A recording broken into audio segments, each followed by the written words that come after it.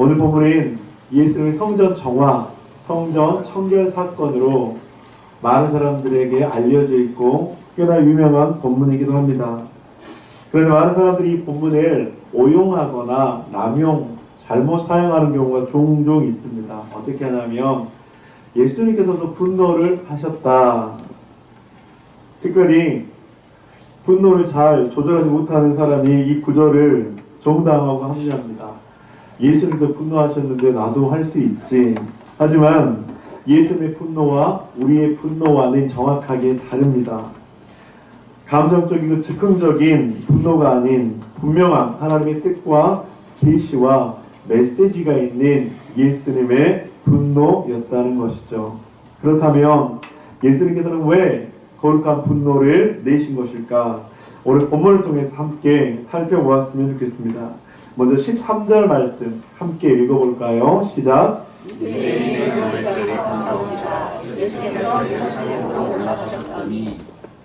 여러분 6월절은 이스라엘 백성들에게 가장 큰 절기 가운데 하나입니다. 6월절은 이스라엘 백성들이 애굽을 탈출한 것을 기념하는 것, 즉 구원의 은혜를 기념하는 유대인들이 섬기는 그런 절기입니다.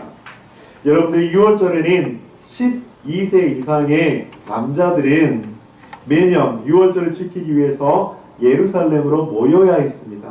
그래서 여러분들 이 당시에 남자만 대략적으로 25만 명 정도가 유대 6월절에 모였습니다. 아마 남녀노소를 합하면 한 300만 정도의 되는 인구가 이날 예루살렘으로 집중적으로 모이는 그런 시기였습니다. 이 6월절에는 율법에 규정된 성전세라는 것을 내야 됐고요. 또 희생 제물로 희생 제사를 드려야 했습니다. 여러분들 아시다시피 희생 제물은 흠이나 결함이 있으면 안 되죠.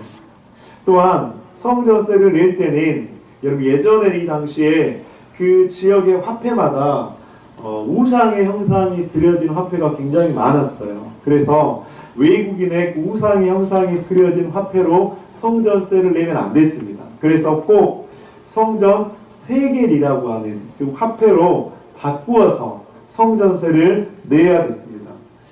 반세겔이니까 지금 우리나라로 따지면 한 이틀 정도의 임금 20만원, 30만원 정도의 그 성전세를 꼭 내야 됐습니다. 그래서 이 성전세를 내기 위해서 환전을 하고 또 희생 제사를 드리기 위해서 소나 양이나 비둘기를 샀던 곳이 지금 화면에 보시는 것처럼 바로 여러분들 보시기에 오른편이 예루살렘 성전이에요. 여러분 거기 보면 이방인의 뜰이 있고요. 그 다음에 여인의 뜰이 있고요. 여인의 뜰을 지나서 지성소라는 우리가 알고 있는 하나님의 임재가 있는 지성소가 있습니다. 그래서 여러분들 저 이방인의 뜰에서 환전하는 환전소가 있었고요. 그리고 소나 비둘기나 양을 파는 그런 곳들이 있었습니다. 그런데 여기까지는 참 좋았습니다. 이스라엘 백성들을 배려하고 위해주는 너무나도 좋은 제도였습니다. 여러분 예루살렘이라는 그 지명이 이스라엘에 쭉 보면 중부 지역에 있어요. 중부 지역에. 그래서 여러분들 이 중부 지역에 있는 예루살렘을 오르면 맨 북쪽에 있는 그리고 맨 아래에 있는 그 지역에 있는 사람들이 많게는 뭐 한 달, 뭐 일주일, 또 며칠에 걸려서 그 예루살렘 성전까지 와야 했습니다. 여러분 생각해 보시기 바랍니다. 여러분 희생 제물을 드리기 위해서는 소나 양이 필요한데 여러분들의 소나 양을 맨 북쪽에서 끌고 와요. 여러분 거친 광야도 있고요, 돌밭도 있고요, 가시밭길도 있습니다.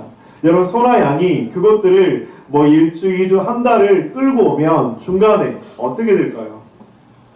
다리를 다칠 수도 있고 상할 수도 있겠죠. 그래서 그런 사람들의 불편을 어려움을 해소해 주기 위해서 이 이방인의 뜰에는 소나 양이나 비둘기를 살 수 있는 곳이 있었다고 하는 것입니다. 또 여러분들 이 성전 이 이방인의 뜰에는 여러분 외국 가서 환전을 못해서 당황한 그런 경험이 혹시라도 있을지 모르겠습니다. 그런 사람들을 위해서 이 이방인들의 환전소가 자리 잡고 있었습니다. 참으로 좋은 제도였죠. 그런데 문제는 이 상점들을 대제사장 안나스의 가문이 독점하면서 운영을 했다고 하는 것입니다.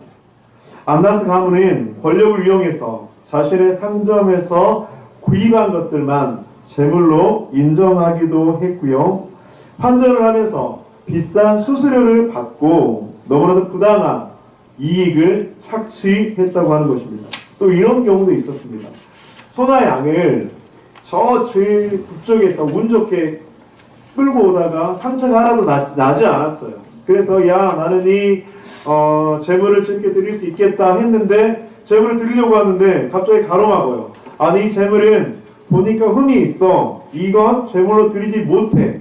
라고 하면 재물로 드리지 못했다고 하는 것입니다. 그런데 그때 옆에서 다른 사람들이 접근합니다. 그 양, 그 소 저한테 파세요. 그런데 여러분들 비싼 값을 주었을까요? 헐값에 팔았을까요? 헐값에 팔았겠죠. 그런데 재밌는 것은 헐값에 산 그 소나 양을 다른 사람에게 비싼 가격에 또 팔았다고 하는 거예요. 그래서 그걸 다시 성전의 희생제물로 드리는 이런 경우가 너무나도 많았다고 하는 것입니다. 예수님이 이런 성전에서 상을 엎으시고 내쫓으시고 거룩한 분노를 내셨다고 하는 것입니다. 그래서 여기에 한 가지 질문이 생겼습니다. 뭐냐 하면 예수님께서 그 당시에 이렇게 막강한 권력이 있었나? 힘이 있었나? 예수님께서 상을 엎으시고 물건을 쏟으시고 사람들을 내쫓았는데 왜 주위의 사람들은 아무런 제지도 하지 않고 가만히 있었을까라고 하는 질문이었습니다. 성전을 관리하는 제사장들도 있었을 것이고요. 레위인들도 있었을 것이고요. 로마에 그런 군병들도 있었을 것인데 왜 예수님의 그 행동을 제지하지 않았을까? 그것은 여러분들 많은 사람들은 모두 다 알고 있었다는 것입니다. 성전이 장사하는 집이 되었다는 것을. 이렇게 성전에서 부당한 이익을 취하고 가난한 사람들을 착취하면 안 된다는 것을 알고 있었다는 것이죠. 안나스 가문의 부정부패를 연약한 백성들이 착취당하고 있었다는 것을, 이것이 하나님께서 원하시는 모습이 아니라는 것을 알고 있었다는 것이죠. 그런데 알고 있었지만 많은 사람들은 침묵했습니다. 권력이 두려워서 침묵했을 것이고요. 자신의 이익을 빼앗길까봐 침묵했을 것이고요. 그런 변화를 원하지 않아서 침묵했을 것입니다. 그런데 예수님께서는 이 침묵을 깨뜨리시고 이런 성전이 무너져가는 것들을 멈추셔야 했다고 하는 것입니다.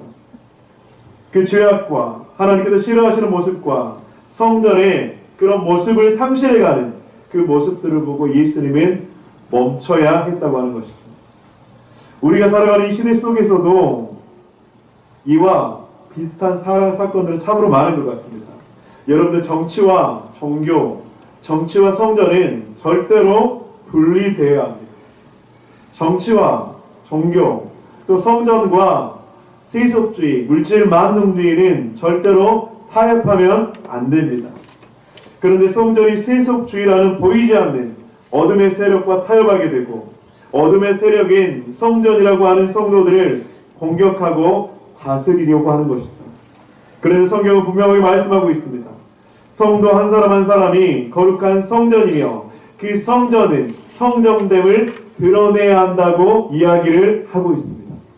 그래서 사도 바울은 고린도전서 3장 16절에서 이렇게 말씀하고 있는 것이죠. 함께 읽어보겠습니다. 시작. 너희는 너희가 하나님의 성전인 것과 하나님의 성령이 너희 안에 계시는 것을 알지 못하느냐. 6장 19절 시작. 너희 몸은 너희가 하나님께로부터 받은 바 너희 가운데 계신 성령의 전인 줄을 알지 못하느냐. 너희는 너희 자신의 것이 아니라. 아멘. 성경은 우리에게 분명히 말씀하고 있습니다. 너희는 하나님의 성전이다. 그리고 너희는 성령의 전이다 라고 이야기를 하고 있습니다. 예수님께서 십자가에 못 박혀 돌아가신 이후 복음 시대를 살아가고 있는 우리들에게는 하나님의 성전이라고 하는, 성령의 전이라고 하는 놀라운 그 은혜, 직분을 주셨다고 하는 것입니다. 여러분들, 오늘 이 말씀은 우리들에게 도전을 주고 있습니다. 어떤 도전이냐면, 사랑하는 그리스도인들아, 너희는 이 땅 가운데 거룩한 하나님의 전이야. 하나님의 전인 너희들이 세상 가운데서 빛과 소금의 사명을 감당해야 돼. 너희가 있는 직장, 일터, 너희가 속한 가정, 너희의 삶의 모든 영역 속에서 하나님이 영이 거하는 성전으로 살아가야 돼. 하나님의 성령의 전으로 살아가고 그 세상 속에서 하나님의 영광을 드러내야 된다고 성경은 말씀하고 있는 것이죠. 그렇게 세상 가운데 성령의 전으로 살아가고 다시 우리는 모여서 함께 공동체로 예배하는 이 하나님의 전에서 하나님 앞에 나아가야 된다고 하는 것입니다. 사랑하는 성도님들, 성경은 우리 가운데 분명하게 말씀하고 있습니다. 너희는 하나님의 성전이다. 하나님의 성전, 한 사람 한 사람이 세상 속에서 성전됨을 드러내고 하나님의 영광을 드러내며 살아가야 한다고 하는 것이죠. 그렇게 한 사람 한 사람이 아름다운 성전으로 지어지면 여러분들, 그 지어진 성전 한 사람을 통해서 세상이 변하게 될 줄 믿습니다. 어둠은 밝아질 줄 믿습니다. 절망 가운데 있는 세상 속에서는 소망이 생겨나게 될 줄 믿습니다. 그렇다면 우리는 어떻게 한 사람 한 사람이 거룩한 성전으로 이 세상 속에서 지어져 갈 수 있을까? 오늘 본문을 통해서 우리에게 주시는 두 가지를 함께 나누기를 소망합니다. 첫째는 비움이라고 하는 것입니다. 성전을 허물어야 합니다. 여러분들, 오늘 본문에서 19절에서 보면 예수께서 대답하여 이르시되 너희가 이 성전을 헐라라고 이야기하셨잖아요. 근데 이 헐라라는 헬라어는 리오라는 단어를 사용하고 있는데 풀다, 깨트리다라는 원어적인 의미를 가지고 있습니다. 여러분, 무엇인가를 새롭게 세우기 위해서는, 기초를 다지기 위해서는 잘못된, 그리고 너무나도 헝클어진 그것을 헐어야 된다고 하는 것입니다. 예수님은 그런 깨트림, 허는 은혜를 우리들에게 보여주셨습니다. 오늘 본문의 21절 여러분 한번 읽어주시기 바랍니다. 시작. 예수는 성령된 자기 육체를 가리켜 말씀하신 것이라. 죽은 자 가운데서 살아나신 후에야 제자들이 이 말씀하신 것을 기억하고. 예수님은 자기 자신을 십자가에 못 박혀 죽음으로 말미암아서 그렇게 깨뜨리고 허무셨습니다. 그렇게 예수님께서 십자가에 못 박혀 돌아가시고 사흘 만에 부활하시고 승천하심으로 말미암아 예수님께서는 자기를 헐라고 말씀하시는 하나님의 그 언약의 말씀을 이루셨다고 하는 것입니다. 그런데 여러분들, 자기를 허문다고 하는 것은 결코 쉽지 않은 사실이죠. 고통스럽고 아플 수 있습니다. 자신이 해오던 습관을, 자랑하는 것을, 자기가 옳다라고 생각했던 것들을 허물고 비운다는 것은 너무나도 어려워요. 어쩌면 살 속에 박힌 그 가시를 빼내기 위해서 그 살을 찢어야만 하는 그런 아픔과 고통이 있을 수도 있다고 하는 것입니다. 성전인 우리 안에 잘못 채워져 있는, 그래서 허물고 비워야 하는 것들은 무엇이 있습니까? 사랑하는 성도들, 오늘 말씀을 통해서 내가 하나님의 성전이라고 했는데 내 안에 잘못 채워진 것이 무엇이 있을까? 그 잘못 채워진 것을 분명하게 헐라고 말씀하셨는데 나에게 헐어야 될 것들은 무엇이 있을까? 오늘 말씀을 통해서 다시 한번 조명하고 그 말씀을 통해서 깨닫고, 그래서 이것들은 헐어야 되는구나, 이것들은 비워야 되는구나, 이것들은 깨트려야 되는구나 라고 하는 하나님의 그 도전이 우리 가운데 있기를 주님의 이름으로 간절히 축복합니다. 여러분들, 헐라고 하는 것, 비우라고 하는 것은 참 쉽지 않아요. 제가 예전에 제주도에서 1년 정도 그렇게 살았을 때 경제적으로 참 힘들었던 것 같습니다. 그래서 여러분들, 그 당시에 한 20년 훨씬 전이죠.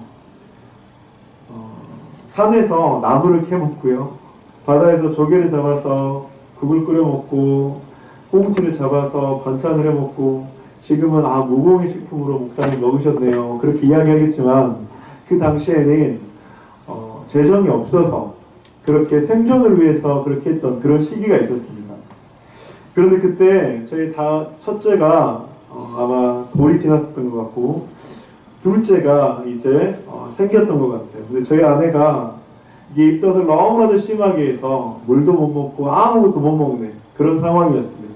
그런데 그때 저희가 한 지붕 아래서 두 가정이 살았어요. 근데 공동생활이라고 하죠. 근데 그 공동생활은 먹는 것, 그 다음에 모든 것들을 다 함께 공유합니다. 함께 밥을 해 먹고 함께 그냥 생활을 하는 거예요. 그런데 그때 어떤 한 분이 저희 아내가 입덧 때문에 밥을 못 먹는다고 하니까 과일 바구니를 선물을 하신 거예요. 과일 바구니. 그래서 얼마나 감사하던지. 그런데 그 과일 바구니를 선물 받고 나서 갑자기 내 안에 욕심이 채워지기 시작했습니다. 어떤 욕심이냐면 당연히 과일 바구니가 들어오면 함께 그것들을 나누고 감사하고 같이 먹어야 되는데 아내가 입덧 때문에 아무것도 먹지 못하고 우리한테 들어온 과일 바구니인데 이것을 우리만 먹어도 되지 않을까? 라는 그런 욕심이 채워진 거예요. 그러면서 그 과일 바구니를 주방에 내놓는 것이 아니라 저희 집 장롱 안에 넣어놨습니다.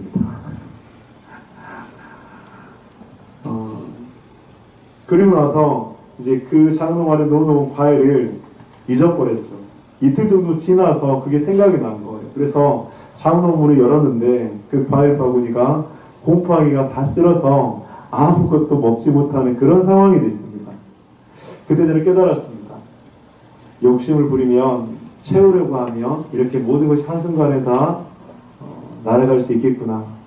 왜 광야에서 하나님께서 이스라엘 백성들에게 만나를 주실 때 이틀치를 주시고 일주일치를 주시면 되는데 왜 날마다 하루치씩만 주셨을까? 그것은 매일마다 주님을 의지하고 바라보라고 하는 하나님의 놀라운 은혜였고 하나님의 메시지였다고 하는 것이죠. 그걸 저장하면 내일 먹을 수 있을 건데 그걸 내가 채워놓고 쌓아놓으면 나의 미래가 좀 괜찮아질 것 같은데 라고 생각했던 그 이스라엘 백성들의 그 욕심을, 이스라엘 백성들의 그 육체적인 욕구를 하나님께서는 허락하지 않으셨다고 하는 것입니다. 저는 그 일을 겪으면서 철저하게 깨달았던 것 같습니다. 세워놓으면, 쌓아놓으면 그것이 사라질 수도 있는 것이구나. 사랑하는 성도님들, 우리 안에 허물고 비워야 하는 것들은 무엇이 있습니까? 어떤 사람에게는 물질 중심의 가치관이 될 수도 있습니다. 이것들을 허물고 비워야 한다면 그렇게 한번 해보면 어떨까요? 어떤 사람에게는 죄악과 탐욕이 있을 수도 있습니다. 하나님께서는 그 죄악과 탐욕을 허물고 비우라고 말씀하고 있습니다. 시편 51편에는 다윗이 죄를 범한 후에 나단 선지자의 지적을 받게 되죠. 그런데 나단 선지자의 지적을 받은 후에 다윗은 이렇게 고백을 해요. 시편 51편 17절 우리 함께 읽어보겠습니다. 시작. 하나님께서 구하시는 제사는 상한 심령이라. 하나님이여 상하고 통회하는 마음을 주께서 멸시하지 아니하시리니. 여러분 이 말씀을 자세히 보면 여기서 상하고 상한 심령이라고 이야기하고 있잖아요. 이 상한 심령이라는 말이 아까 헐다라는 헬라어 리오와 같은 단어라고 하는 것입니다. 무엇을 말씀하는 것입니까? 즉 헐고 깨트려야 된다고 하는 것입니다. 다윗은 자신의 죄악과 탐욕을 철저하게 허물고 깨트렸습니다. 그리고 비웠습니다. 하나님, 저의 죄악과 탐욕 이것 때문에 하나님의 마음을 아프게 했습니다. 그런 죄를 지었습니다. 그것을 철저하게 회개하고 깨트리고 무너지고 홀려고 하오니 나를 용서하여 주옵소서, 나를 살려 주옵소서. 다윗은 그렇게 고백했다고 하는 것이죠. 하나님이 기뻐하시고 원하시는 것을 채웠다고 하는 것입니다. 여러분 혹시 내 안에 누군가를 향한 원망과 분노가 있다면 그것을 허물고 깨트리고 비우면 어떨까요? 나의 상황을 연약함을 누구하고 비교하고 그 비교심으로 말미암아서 내 안에 건강하지 못한 모습이 생겼다면 그것들을 허물고 그것들을 깨트리고 비우면 어떨까요? 내 안에 미래와 내 안에 자녀의 문제로, 건강의 문제로, 아니면 물질의 문제로 두려움과 불안이 내 심령 가운데 가득 채워져 있다면 예수 그리스도의 십자가의 그 보혈의 능력으로 말미암아 그것들을 깨트리고 헐고 비우면 어떨까요? 하나님, 이것들을 내가 깨트리고 헐고 비우오니 하나님 내 안에 주님의 영으로 주님의 거룩한 보혈의 능력으로 나를 채워 주시옵소서. 우리는 기억해야 합니다. 비우지 않으면 성전 가운데 하나님의 임재를 경험하지 못한다.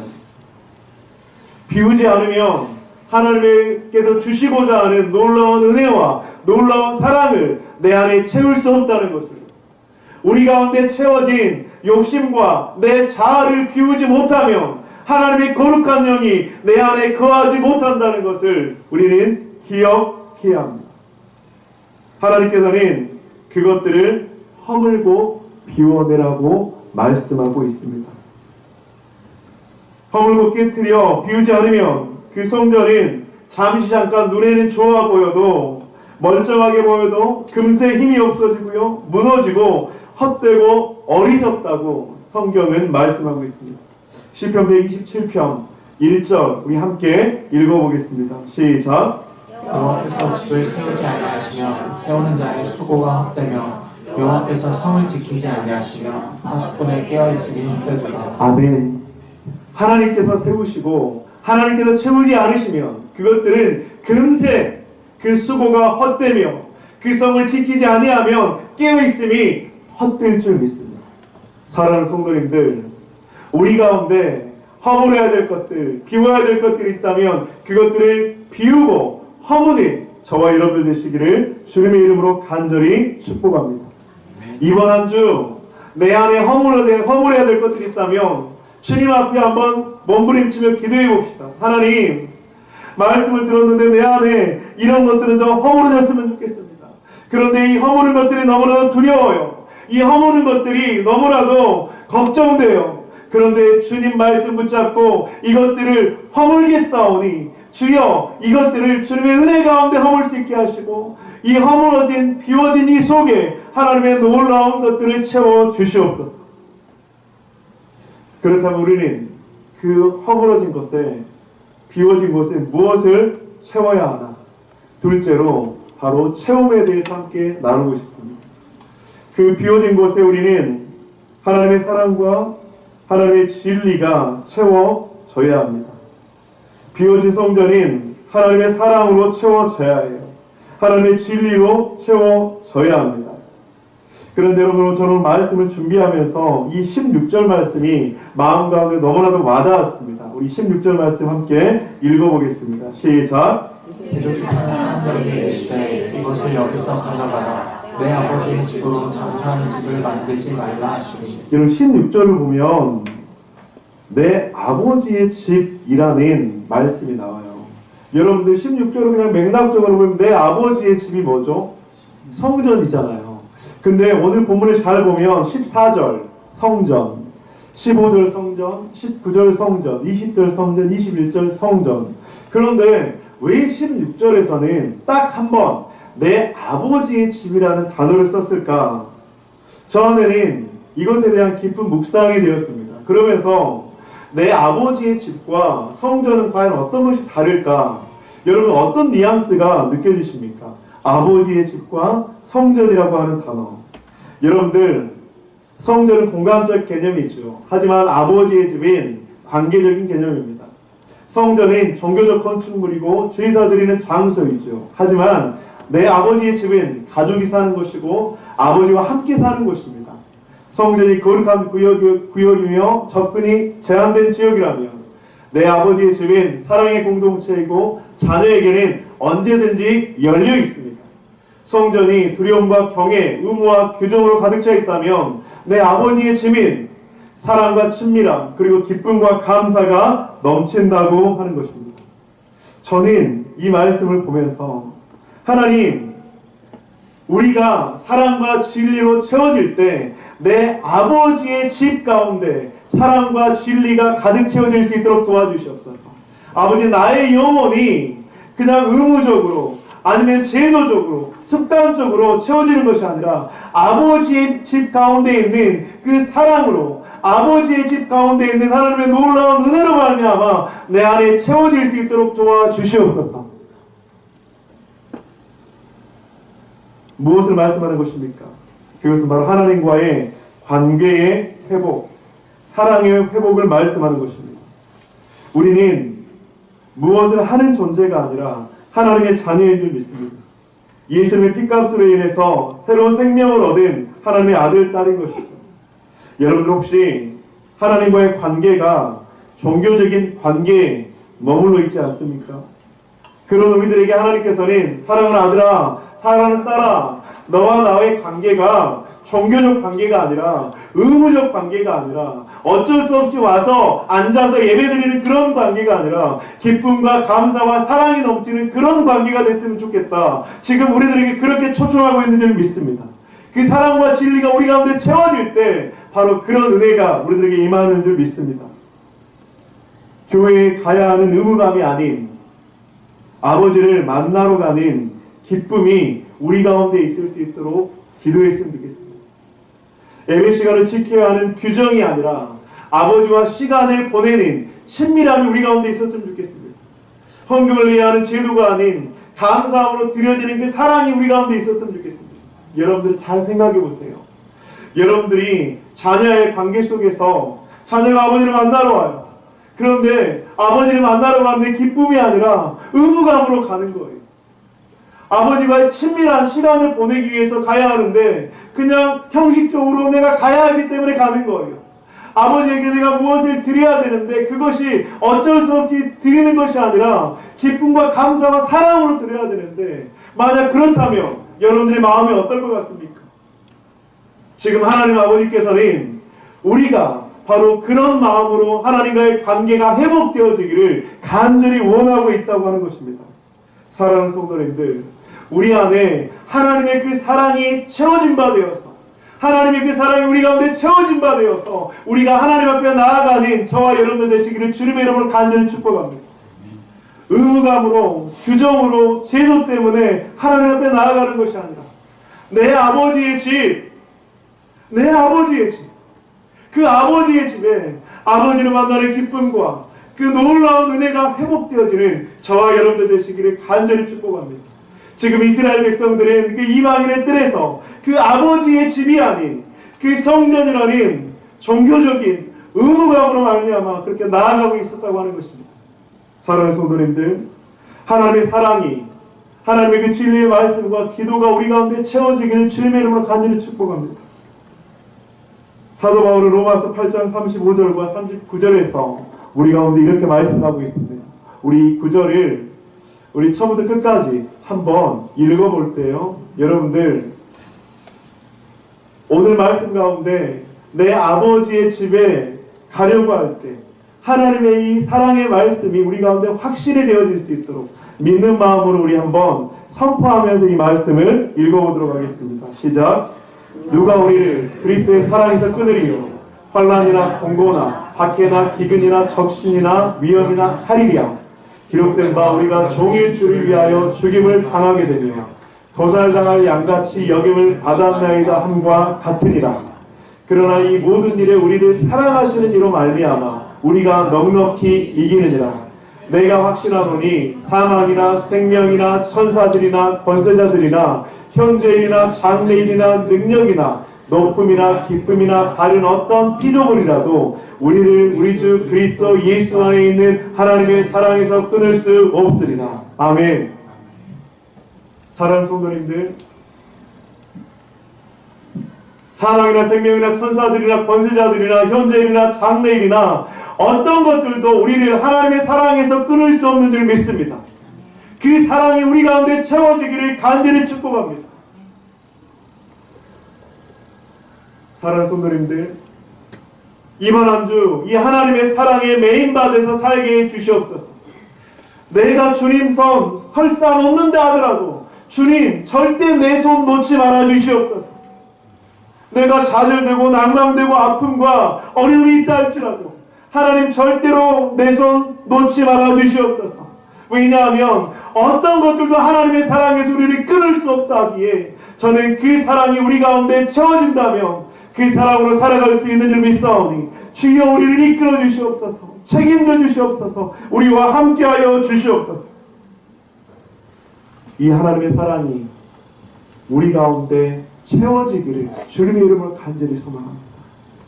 이 하나님의 사랑으로 이번 한 주를 살아가시기를 간절히 축복합니다.